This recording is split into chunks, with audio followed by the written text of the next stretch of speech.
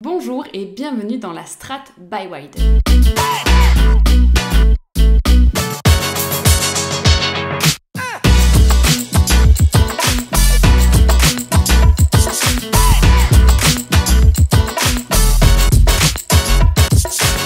Le slip français, c'est une marque de vêtements française, comme son nom l'indique, créée en 2011 par Guillaume Guibaud. Le slip français se distingue par son engagement à produire des vêtements en France et de belle qualité à un prix juste. Le slip français, c'est des ambassadeurs de la production locale. Une des phrases clés d'ailleurs que l'on retrouve dans leur communication, c'est « fabriqué à moins de 250 km ». La société est largement connue pour sa gamme de sous-vêtements et notamment pour ses slips, mais aujourd'hui c'est une marque qui produit à plus large échelle du textile. Vous l'avez compris, au vu du logo que je vous mets ici, le Made in France est un élément clé de la stratégie. Et c'est ce qui a contribué à créer une image de marque forte et surtout à attirer une clientèle qui est soucieuse de l'origine de ses produits. Pour moi, le slip français, c'est une marque qui a de l'audace. En 2011, le slip n'est pas vraiment un sous-vêtement à la mode chez les hommes. Et dans l'imaginaire collectif, à part Tonton Roger, il n'y a pas grand monde qui porte des slips. Mais personnellement, après avoir vu Mathieu Jalibert du 15 de France en slip, j'ai quand même changé d'avis. Bref, le sujet de mon analyse aujourd'hui, c'est les chaussettes. Pourquoi les chaussettes et pas les slips? Bah déjà parce que la saison s'y prête, et c'est pas moi qui le dis, c'est Maria Carré.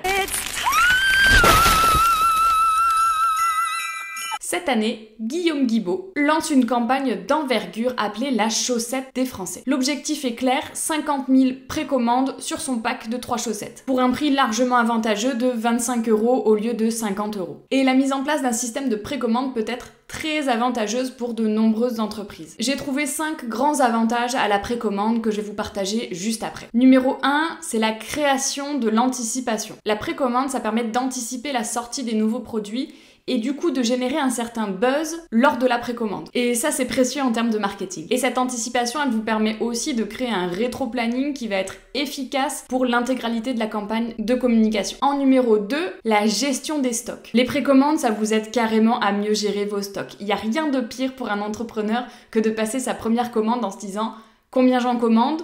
Plus je commande, moins c'est cher à l'achat, forcément, mais moins je commande, moins je prends de risques aussi avec du stock qui dort. Et bien avec la précommande, faut vous enlever tout ce stress. En plus de ça, côté environnement, forcément, c'est beaucoup mieux de produire le juste nombre de produits. On sait que la mode est l'une des industries les plus polluantes au monde. En numéro 3, ça vous permet vraiment de tisser des liens avec votre clientèle. Les clients qui précommandent leurs produits, c'est souvent des clients qui sont déjà fidèles à l'entreprise. C'est donc l'occasion de renforcer vraiment les liens que vous avez bâtis avec votre communauté en leur offrant des avantages exclusifs et surtout un accès avant tout le monde à cette fameuse précommande. En numéro 4, évidemment, il faut parler de financement. Les précommandes, ça peut générer un flux de trésorerie quand on en manque un petit peu, puisque ça fait rentrer l'argent avant même que les produits soient fabriqués. Et donc l'entreprise aura beaucoup plus de facilité à payer la production de son produit. En 5, la précommande, ça vous permet de mieux négocier vos tarifs avec les usines. Les usines ont toujours des minimums de commandes qui sont généralement assez élevés parce que ça demande un investissement énorme de changer toute une ligne de production, de former les équipes, etc. Et en matière de négociation, c'est vraiment donnant-donnant. Si le client assure un beau volume de production, l'usine peut alors baisser ses tarifs. Parce que malheureusement, si le coût de fabrication est élevé, le coût de revente va forcément être élevé également. Et on le sait, l'un des premiers freins à la consommation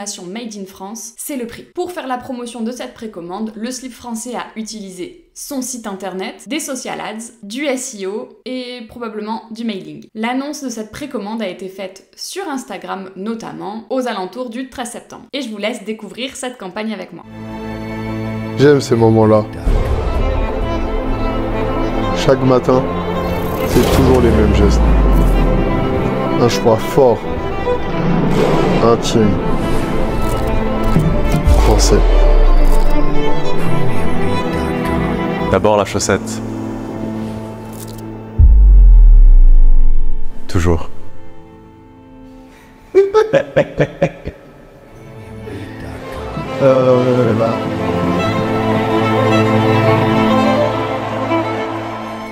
Et moi, quand je vois cette campagne, je peux pas m'empêcher de penser à Zidane. Regardez. J'aime ces moments-là. On est là tous ensemble. Des ballons sur le sol, des regards qui se croisent. C'est toujours les mêmes gestes. D'abord la jambe gauche, toujours, chaussettes, chaussures, puis la jambe droite. puis une gorgée de Volvic. Toujours.